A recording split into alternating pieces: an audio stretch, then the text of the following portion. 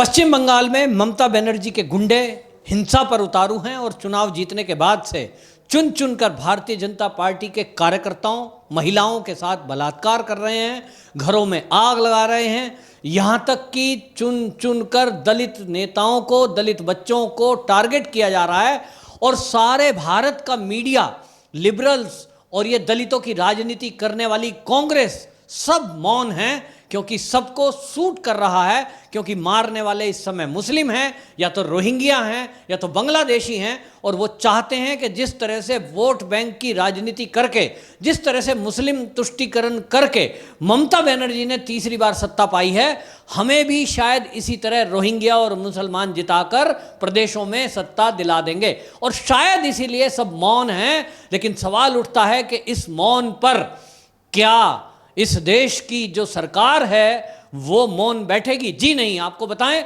गृह मंत्रालय ने इस पर गंभीर संज्ञान लिया है और गृह मंत्रालय ने ममता बनर्जी सरकार को, बाकायदा अधिकारियों को ये नोटिस भेजा था कि आप इस हिंसा पर तुरंत जवाब दीजिए।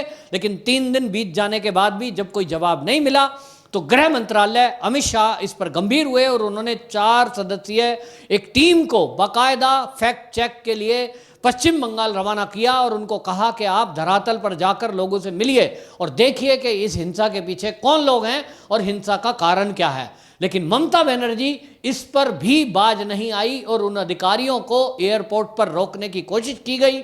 उनको कहा गया कि आपके पास कोरोना की नेगेटिव रिपोर्ट नहीं है और कोरोना के केस बढ़ रहे हैं, इसलिए मैं आपको प्रदेश में जाने की इजाज़त नहीं दे सकती। मतलब ममता बनर्जी के इशारे पर अधिकारियों ने पुलिस प्रोवाइड नहीं कराई उनकी सुरक्षा के लिए, जिसके कारण काफ़ी देर तक वो एयरपोर्ट पर रहे। लेकिन उसके बाद यह गृह मंत्रालय सख्त हुआ और गृह मंत्रालय ने एक बयान जारी करके कहा कि यदि ममता बनर्जी सरकार का ये रवैया रहता है कि उनके अधिकारी हमारी बात का जवाब नहीं देते हैं, तो हम इस पर गंभीरता से फिर विचार करेंगे, एक्शन लेंगे।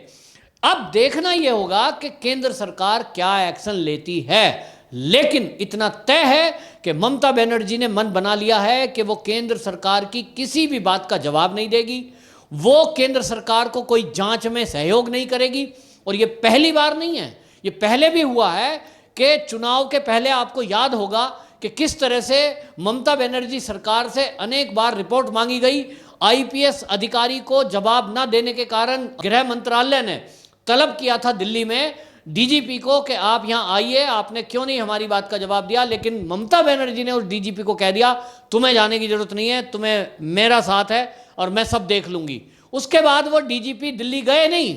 और आपको बताएं, 3 आईपीएस अधिकारियों को सेंट्रल डिप्यूटेशन पर बुलाया गया, ममता बनर्जी ने उनको भी रिलीज नहीं किया और कह दिया बिगाड़ना है जो बिगाड़ लो।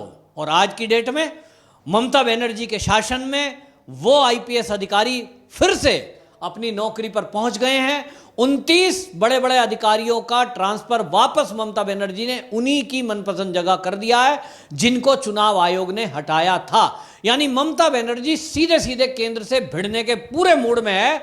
उसको लगता है कि वो एक राज्य की मुख्यमंत्री नहीं, वो भारत से अलग किसी देश की प्रधानमंत्री है और वो मोदी से 2-2 हाथ करने को तैयार है। उसको लगता है कि उसके पीछे चीन है, उसको लगता है कि उसके पीछे लिबरल है, उसको लगता है ममता बनर्जी को कि उसके पीछे पूरे वामपंथी दल हैं, और उसको ये भी लगता है कि देश के 10-12 जो विपक्षी पार्टियां हैं वो सारी की सारी उसके पीछे खड़ी हो जाएंगी।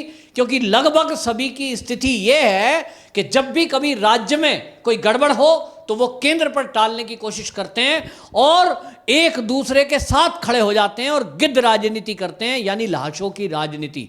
आज देखिए, ओवैसी को कोई सीट नहीं मिली, वो हार गए, लेकिन उसके बावजूद वो तुष्टीकरण की राजनीति करने से बाज नहीं आ रहे। जबकि उनको ये पता लग गया कि पश्चिम बंगाल के चुनाव में एक ट्रेंड चला है और वो ट्रेंड ये है कि जो भारतीय जनता पार्टी को हरा सके उसी को वोट मिलेगी। और मुस्लिम कैंडिडेट ममता बनर्जी के सबसे ज्यादा जो जीत के आए, उसके पीछे रोहिंग्या, उसके पीछे बांग्लादेशी और उसके पीछे हिंदू विरोधी सोच, सब एक हो गए। वामपंथी उसमें मिल गए, कांग्रेस उसमें मिल गई। लेकिन आश्चर्य आज इस बात का है कि जो कांग्रेस एक दलित की हत्या पर, एक दलित महिला के बलात्कार पर पूरे उत्तर प्रदेश की सरकार को बर्खास्त करने की बात करती है। पूरा मेन स्ट्रीम मीडिया यूपी में जाकर बुलंदशहर में डेरा डाल देता है और डेली लाइव कवरेज कर रहा है। वो मीडिया आज दलितों की हत्या पर पश्चिम बंगाल में मौन क्यों है? आश्चर्य है। मैं आपको बता दूं, आरएसएस का एक दलित बच्चा जो बलराम माझी, उसको मार दिया गया बर्धमान में, क्योंकि वो आरएसएस का सपोर्टर है, जबकि वो बीजेपी के ना तो चुनाव से लड़ा, ना उसने कोई चुनाव के लिए कैंपेनिंग की, पढ़ने वाला छात्र है। दूसरा आपको बताऊं, दलित नेता भास्कर मंडल, ये अभिषेक बनर्जी के डायमंड हार्बर एरिया का है। इसने बाकायदा एक वीडियो बनाया, सोशल मीडिया पर डाला, लोगों को गुहार लगाई कि मुझे टीएमसी के गुंडे मार देंगे, मुझे खोज रहे हैं, मैं बचते हुए घूम रहा हूं, मैं घर छोड़कर भागा हूं। और ऐसी अनेक वीडियो देखी हैं कि टीएमसी के लोग महिलाओं पर अत्याचार कर रहे हैं, सड़क पर सरेआम सरे बाजार। एक महिला को पकड़ लिया जो अपनी बेटी के साथ थी और उसको धमकी दी गई कि तुम्हारी बेटी के साथ बलात्कार किया जाएगा, वरना माफी मांगिए कि तुमने बीजेपी को साथ दिया। कान पकड़कर उठक बैठक लगवाई जा रही है। ये जो हाल हो रहा है, मैं पूछना चाहता हूं राहुल गांधी जी कि दलित और दलित में भेद क्यों?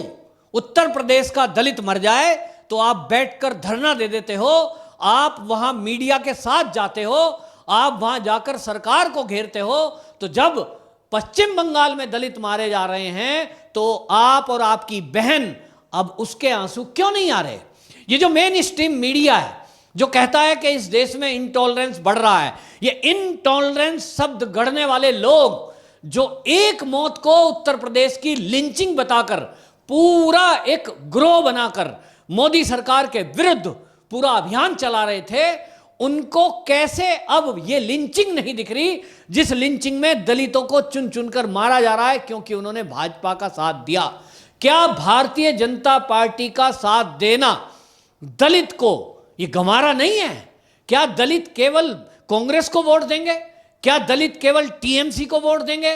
क्या दलित केवल मुसलमानों का सपोर्ट करेंगे? ये कौन से संविधान में लिखा है? लेकिन इस देश में जो इस समय हो रहा है, ये पश्चिम बंगाल में बड़ा भयंकर हो रहा है, क्योंकि पश्चिम बंगाल में आपको बता दूं कि एक पूरी तैयारी है ताकि आसाम को प्रभावित किया जाए और चीन को फायदा पहुंचाया जाए। चिकन नेक की बात आपने देखी होगी, जिस समय सीए का विरोध हो रहा था, पूरी ये बात की गई थी सरजिल इमाम के जरिए कि चिकन नेक आसाम की है, वहां कब्जा कर लिया जाए। और इसी कब्जे की नीयत से पूरी ताकत कांग्रेस ने यदि लगाई तो वो एक स्टेट में लगाई थी और वो था आसाम। पूरी कोशिश थी, सारे मुस्लिम कैंडिडेटों को सपोर्ट किया गया, मुस्लिम कैंडिडेटों को टिकट दिया गया और ये कोशिश थी कि मुसलमान ज्यादा से ज्यादा जीत के आए, जो हुआ भी है। यूआईडीएफ के लोग जीत के आए हैं, कांग्रेस के मुस्लिम कैंडिडेट जीत के आए हैं। उनकी पूरी कोशिश है कि आसाम में वो चीन से लगती हुई सीमा के एरिया में वो अपने लोगों का गढ़ बनाए और किसी तरह वहां चीन को फायदा पहुंचाने के लिए, हमारी सेना को रोकने के लिए काम करें। अब जब ये खतरनाक गेम देश के दुश्मनों के द्वारा खेला जा रहा है, जिसमें ममता बनर्जी जैसे लोग ये बढ़ावा दे रहे हैं और तुष्टीकरण करके सत्ता में काबिज हैं, ममता बनर्जी सीधे सीधे केंद्र सरकार को चुनौती दे रही है कि तुम कुछ भी नहीं कर सकते, और यदि किया और राष्ट्रपति शासन लगाने की जरूरत की तो वो क्या करेगी? वहां जो आज हो रहा है इसको बड़े पैमाने पे हिंसा फैलाई जाएगी और ये जितने भी लिबरल हैं, जितने भी विपक्षी पार्टियां हैं, चाहे वो केजरीवाल हैं, चाहे वो ओवैसी हैं, चाहे वो अब तो शिवसेना भी शामिल इसी में है, ये सारे लोग इकट्ठे हो जाएंगे और सारे लोग इकट्ठे होकर ये बीजेपी के खिलाफ प्रदर्शन करेंगे, इंटरनेशनल मीडिया में बदनाम करने की कोशिश करेंगे कि मोदी फांसीवादी है, चुनी हुई सरकार को देख लीजिए किस तरह से काम नहीं करना दे रहा है। जिस तरह से आपने देखा अरविंद केजरीवाल भी पिछले दिनों बोल रहे थे कि चुनी हुई सरकार है साहब, कुछ करने नहीं दे रहे हैं। लेकिन आप देखिए जिस तरह का ट्रेंड ये पश्चिम बंगाल में चल रहा है कि केंद्रीय एजेंसियों को काम नहीं करने दिया जा रहा है, सेना के लोगों को टारगेट किया जा रहा है, केंद्रीय मंत्रियों पर हमला किया जा रहा है, और ऐसे में ममता बनर्जी उन अधिकारियों को कुछ नहीं करने दे रही है, ऐसा कहना है वहां के राज्यपाल धनखड़ जी का। वो कहते हैं कि ममता बनर्जी ने कहा है कोई केंद्र को रिपोर्ट देने की जरूरत नहीं है, तुम्हारी अधिकारी मैं हूं और बस मैं संतुष्ट हूं, बाकी कुछ नहीं चाहिए। मतलब एक सीधा सीधा राज्य का मुख्यमंत्री चुनने के बाद उसकी इतनी हिम्मत हो रही है कि वो केंद्र को चुनौती दे रहा है। कल को कोई भी राज्य का मुख्यमंत्री इसी तरह टकराएगा, इसी तरह बातें करेगा और मीडिया को खरीद कर, मीडिया के सहारे एक नैरेटिव सेट करेगा कि इस देश में अगर कोई फांसीवादी है, अत्याचारी है, तो वो मोदी है, और अगर कोई अच्छा है, वो अगर तो कोई लिबरल है, यदि तो वो सांप्रदायिक नहीं है, तो वो कौन है? वो ममता बनर्जी है। इस तरह का नैरेटिव सेट करने का काम इस समय मीडिया कर रहा है, जिसमें नेशनल और इंटरनेशनल मीडिया मिला हुआ है। और किस तरह से ये मीडिया काम कर रहा है, तो आप देखिए कि मरते हुए लोग, होते हुए बलात्कार, दलितों की हत्या, इस पर मौन है, इस पर कोई रिपोर्टिंग नहीं कर रहा है। और अगर रिपोर्टिंग करेंगे भी तो उसमें साइड रखते हैं और कहेंगे ऐसा बीजेपी के लोगों ने आरोप लगाया है। अरे बीजेपी के लोग आरोप नहीं लगा रहे तो क्या आप ग्राउंड रिपोर्ट जारी करते हो? आप ग्राउंड रिपोर्ट दिखाते हो दुनिया भर की। पश्चिम बंगाल की ग्राउंड रिपोर्ट क्या है ये दिखा नहीं रहे।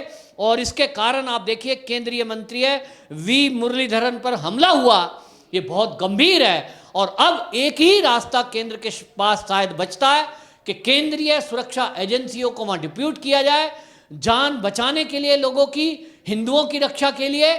और इतना ही नहीं, पश्चिम बंगाल को इस देश से कटने से बचने के लिए राष्ट्रपति शासन लगाना जरूरी है। वंदे मातरम।